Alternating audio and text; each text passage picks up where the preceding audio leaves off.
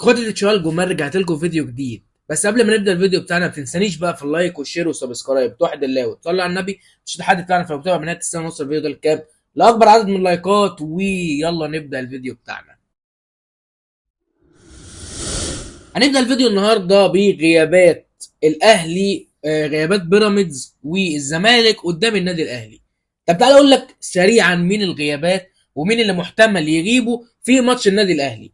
اول حاجه هنبدا ببيراميدز. بيراميدز اللي خلاص عرفنا مين هم اللعيبه اللي هيغيبوا عن مباراه نادي الاهلي.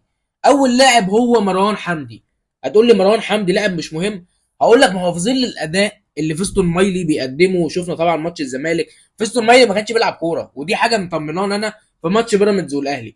فبالنسبه لنا مروان حمدي باداء فيستون مايلي السيء جدا ده، لا مروان حمدي مهم جدا. يعني دلوقتي لو فيستون مايلي في نص الشوط، يعني في الشوط الاول عامه خلص وحب يطلع في الشوط الثاني بقى في اوله في نصه، مين اللي هينزل مكانه؟ مروان حمدي.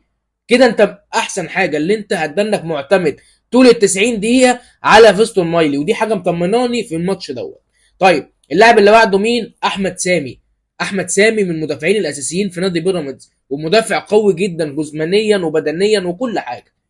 فبالنسبه لي لاعب زي ده هيغيب، دي حاجه في صالح النادي الاهلي جدا، لانه ده لاعب اساسي ولاعب قوي جدا. طب مين اللاعب اللي بعده؟ هو لاعب قطه. قطه بعد الاصابه في تدخل فيستون مايلي عليه في مباراه الزمالك، حصل له كان في كسر في الانف.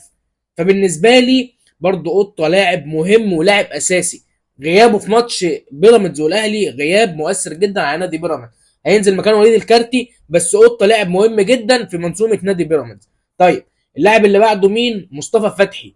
مصطفى فتحي طبعا انتوا كده كده عارفين اللي هو عنده اصابه وهو غايب اصلا من مباراه الزمالك، بس هو برضه لاعب مؤثر جدا مع نادي بيراميدز ولاعب قوي جدا. فبالنسبه لي اربع غيابات قويين جدا في نادي بيراميدز، هيأثروا جدا على اداء نادي بيراميدز قدام نادي الاهلي. وطبعا فيصل مايلي هو موجود زي مش موجود، فدي حاجه مطمناني. طيب نخش على اللعيبه بتاعه نادي الزمالك اللي محتمل غيابهم في ماتش النادي الاهلي، وهم بزيرة وناصر منسي. ناصر منسي لو خد انذار فهو مش هيلعب ماتش الاهلي، ده اول لاعب. طيب اللاعب الثاني بزيرة.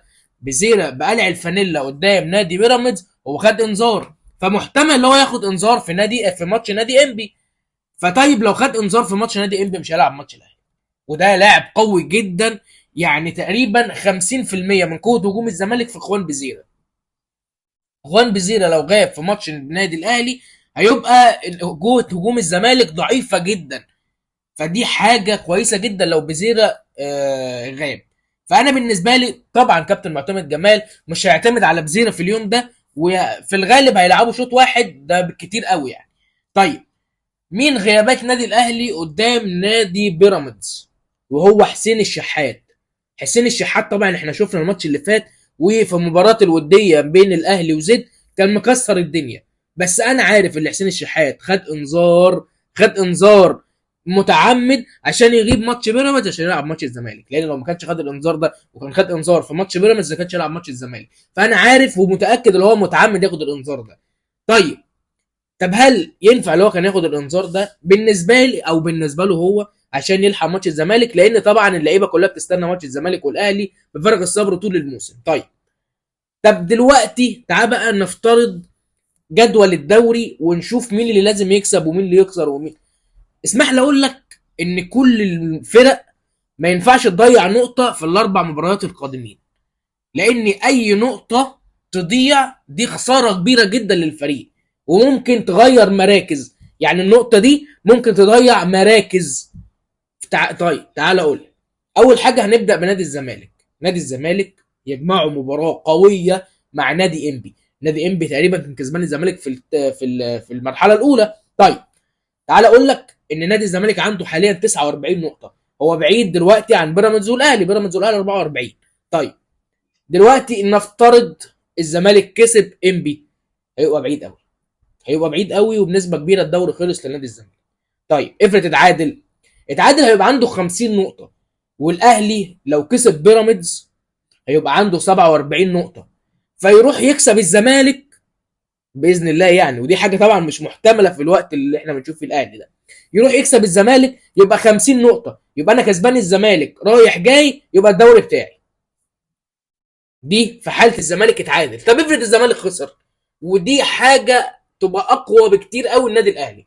طيب الزمالك خسر يبقى عنده 49 نقطه، والزمالك هيبقى 7 او الاهلي هيبقى 47 نقطه لو كسب نادي بيراميدز. يعني انا لو رحت كسبت الزمالك يبقى انا عندي 50 نقطه والزمالك 49، والاهلي لو ركب الدوري مش هينزل. طيب دي احتمالات نادي الزمالك، ودي احتمالات النادي الاهلي انه لازم يكسب كل المباريات القادمه عشان ينافس على بطوله الدوري. طب افرض الزمالك كسب انبي، يبقى انا كل اللي انا بقوله ده ملوش لازمه. الزمالك لو كسب انبي يبقى انا كل اللي بقوله ده ملوش لازمه. طيب دلوقتي الزمالك كسب، انا الثالث لغايه دلوقتي، والزمالك الاول وبيراميدز الثاني. طيب يبقى انا لازم اكسب بيراميدز الماتش القادم حتى لو الزمالك كسب انبي عشان اعرف اخش دوري الابطال، لان بيراميدز لو كسبتني يبقى انا هلعب كونفدراليه 100% الموسم القادم. يبقى انا ماتش بيراميدز ماتش مهم جدا بالنسبه لي، لان هو ده اللي هيخليني انافس على الدوري وانافس ان انا اخش دوري الابطال. انما افرض خسرت ماتش بيراميدز يبقى انا ولا هنافس على الدوري ولا ليا كرسي في دوري الابطال، يبقى انا اخش في الكونفدراليه ثالث. دي الاحتمالات في الدوري الفتره القادمه. يعني لازم الاهلي يكسب كل المباريات القادمه عشان يبقى محطوط في منافسه الدوري ويلحق مقعد في دوري الابطال. خسرت ماتش بينهم، انسى دوري الابطال. ده بالنسبه لنا ده السيناريو الافضل اللي انا قلته لك، ان الزمالك يتعادل والاهلي ربنا يكرمه بقى ويكسب كل الماتشات الجايه. وقولوا انتوا بقى رايكم في الكومنتات وفي الغيابات الكتيره اللي انا قلتها في بيراميدز والغيابات المحتمله في نادي الزمالك، اللي ده ممكن يبقى عنصر قوه كبيره جدا للنادي الاهلي قدام فرقتين دول الزمالك وبيراميدز. وقولوا انتوا بقى بتشجعوا مين في الكومنتات ونفسكم مين ياخد الدوري، مثال في الكومنتات، وسلام.